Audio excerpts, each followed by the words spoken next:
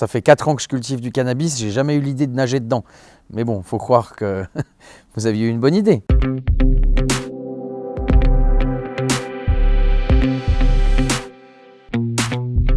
Je m'appelle Alexandre Lacarré, j'ai 33 ans, je suis papa d'un fils de 7 ans et je passe le plus clair de mon temps à essayer de faire avancer notre industrie qui est le cannabis légal ou cannabis light CBD. J'ai fondé le groupe Phytocan en 2017. Et le groupe Phytocan est un groupe dans le cannabis, principalement le CBD, et qui touche de la culture en passant par la manufacture jusqu'à sa propre distribution.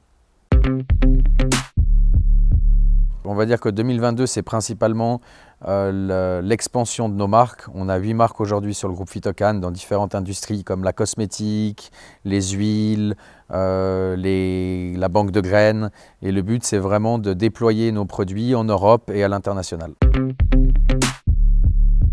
Ce qui est important de savoir dans cette serre, c'est la manière dont on cultive le CBD.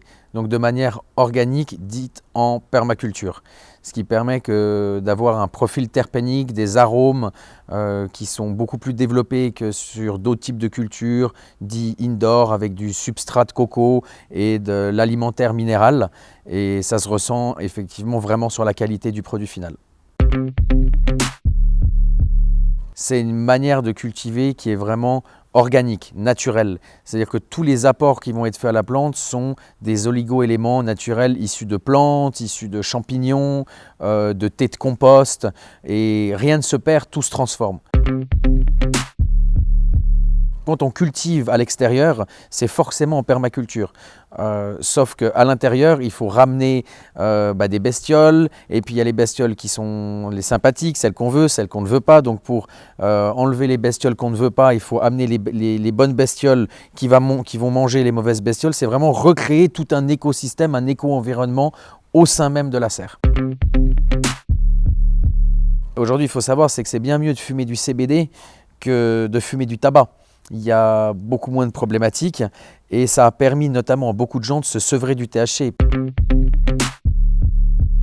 Moi, je pense qu'il est important, c'est de parler de la plante de cannabis en général, c'est-à-dire qu'on maintenant on fait la distinction entre le THC, le CBD, mais il y a plus de 470 différents cannabinoïdes dans la plante.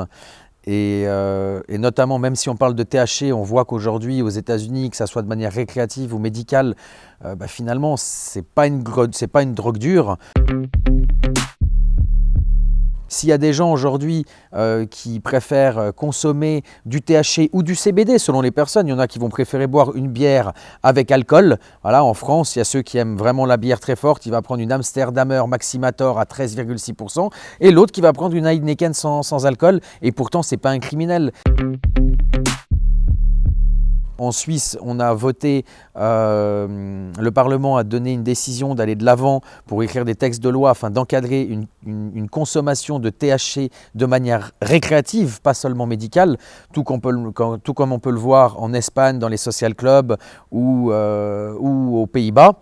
C'est de dédramatiser un petit peu toute cette situation autour de la plante de cannabis en elle-même.